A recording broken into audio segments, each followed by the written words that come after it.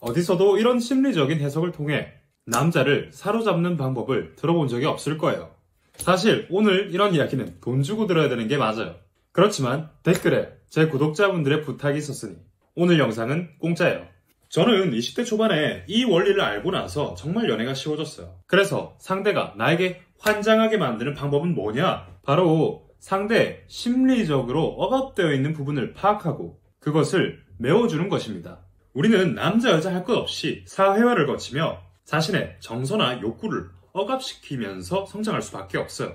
그래야 사회에서 적응할 수 있고 가정에서 적응할 수 있기 때문이에요. 그리고 그 억압된 정서는 호시탐탐 기회를 노리며 밖으로 머리를 드러낼 준비를 하고 있어요. 다만 드러낼 사람이 없을 뿐, 만약 자신의 억압된 부분을 드러낼 사람이 존재하고 그리고 그것을 받아줄 수 있는 사람이 있다면 우리는 그 사람을 이상화하게 됩니다. 심지어 억압된 부분이 심할 땐 그 사람을 신격화까지 하게 돼요. 이런 일은 남녀관계에서도 비일비재하게 일어나요. 다만 사람들이 인식하지 못할 뿐, 과거 원시시대, 고대시대에서 대중에게 이런 역할을 했던 사람은 누구일까요? 바로 제사장, 주술사들이 있었어요. 대중은 그들을 신격화했으며 그들의 힘은 막강했습니다. 그리고 16세기, 17세기에 일어난 종교개혁의 원인을 아시는 분들이라면 상대의 억압된 부분을 캐치할 수 있고 그리고 그것을 메워줄 수 있는 사람들이 얼마나 막강한 힘을 지니고 있는지 알 거예요. 그만큼 상대의 억압된 부분을 캐치하는 것은 중요한 능력입니다. 왜냐? 관계에서든 세상을 살아가는 데 있어서든 일에서든 막강한 힘을 지니게 해주기 때문이에요. 그렇다면 어떻게 억압된 부분을 캐치하는지 오늘은 연애로 예시를 한번 들어봅시다. 남자들은 연애할 때 가장 뭘 두려워할까요? 바로 이 여자는 내가 능력이 없어도 나랑 평생 함께 해줄 수 있는 여자인가? 돈 못 버는 병신이 되더라도 내 옆에 있어줄 여자인가? 이런 생각들을 하며 남자들은 연애에 올 리스크를 미리 대비하며 자신을 아껴둡니다. 그리고 그 이면엔 실제로 두려움들이 자리 잡고 있죠. 보통 남자들은 이러한 자신의 심리를 잘 인지하지도 못한 채 살아갑니다. 아니, 정확히 말해서 자신이 이러한 두려움을 가지고 있다는 사실을 인정하기 어려워합니다. 이유는 자신이 약해 보이는 것에 강한 거부감을 느끼기 때문이에요. 그건 여러분들이 지금 만나고 있는 남자도 마찬가지예요. 아무리 내 눈에 잘나 보여도 남자들은 항시 자신의 능력에 대한 의심을 가지고 있어요. 그리고 그 자기의심을 잠재우는데 많은 에너지를 사용합니다. 이러면 자존감이 낮은 거 아니에요? 라고 해석할 수도 있는데 사실 어느 정도 이런 자기 능력에 대한 의심을 가지고 있는 것이 정상적이고 건강한 것이라고 말할 수도 있어요. 왜냐하면 그런 생각 자체가 없다면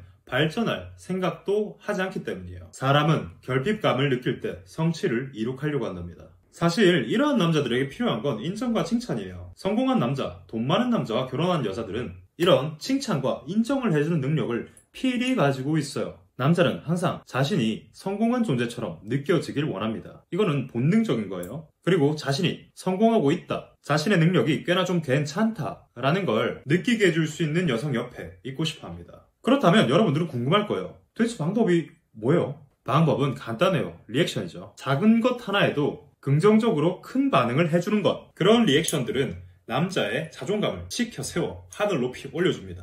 그런데 여기까지는 여러분들도 흔히 들어봤을 거예요. 그런데 왜 이 리액션이란 게 쉽지 않지? 머리로는 다 아는데 말이야 라는 생각들을 해보셨을 거예요. 그 이유는 여자는 자신이 남자에게 사랑받지 못한다고 느낄 때 남자에게 리액션을 해주기가 어려워집니다. 리액션을 해주려면 그 남자의 행동에서 긍정적인 의도를 볼 수 있어야 되는데 당장 나를 떠나갈지도 모른다는 불안감을 가진 나한테 리액션이고 뭐고 자시고 다 필요 없는 거예요. 눈에 안 들어오는 거야 그런 게. 한마디로 부정적인 의도밖에 보이지 않습니다. 그래서 더더욱 리액션을 하기가 어려워지는 거죠. 그때 여자는 남자에게 리액션을 제공하며 남자의 자존감을 높여주기보다 여자 자신부터 높여지길 바래요. 이런 상황에 놓여진 여성분들은 대개 남자에게 이런 말을 많이 듣습니다. 너 나를 몰라도 진짜 몰라준다.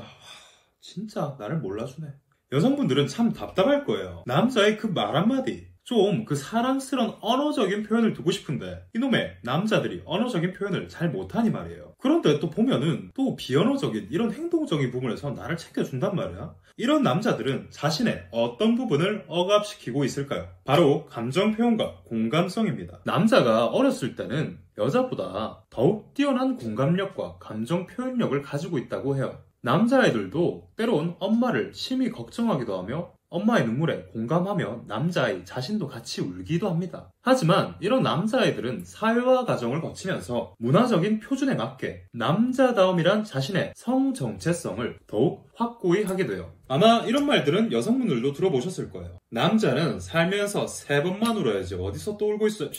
아니면 남자인 네가 우리 집안의 기둥이다. 또는 아빠가 죽으면 네가 엄마와 동생을 보살펴야 된다. 남자들은 성장 과정에서 또는 가정에서 또는 사회에서 심지어 나이가 들어서 나중에 자신의 아내한테까지도 이런 말을 듣게 됩니다. 그리고 이런 말을 듣고 자란 남자아이는 독립적으로 발전해야 된다는 강한 강박을 가지게 돼요. 도전적이고 성취적이고 독립적인 남성성의 특징만 편향적으로 발전시키게 되는 거죠. 그리고 공감성과 감정표현 같은 여성성의 자질은 무의식 깊숙한 곳에 넣어두게 됩니다. 즉, 감정을 표현하는 것과 공감하는 방법을 잊어버리게 되는 거죠. 그리고 그 강요받은 독립성 때문에 자신에게 힘든 상황이 닥쳐도 누군가에게 도움받고 위로받기보다 혼자 해결하려고 해요. 왜 남자들이 언어적인 표현이 서툰지, 남자들이 왜 잠수만 타는지, 왜 남자들이 게임만 하는지, 여자보다 왜 남자들이 훨씬 더 동굴에 들어가서 나오지도 않는지 알 수 있는 대목이죠. 그리고 대부분의 남자들은 이러한 패턴으로 삶을 살아가는 경우가 많아요. 그러다 여전히 문제가 해결이 안 되면 홀로 무력감을 느낍니다. 나중에는 그 무력감을 느끼는 것도 지치고 부담스럽기 때문에 다른 자극을 찾게 돼요.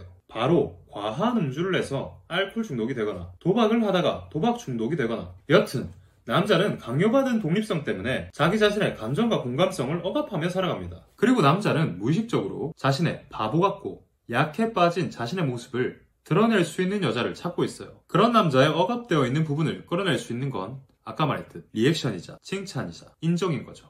그런 것들이 올 때 남자는 여자를 서서히 신뢰하게 되고 자신의 약한 부분, 감정 표현, 공감성을 드러내게 됩니다. 그때 여성분들은 찬찬히 그거를 들어주면 돼요. 그러면 그 남자는 평생 내 옆에 있고 싶어 할 겁니다.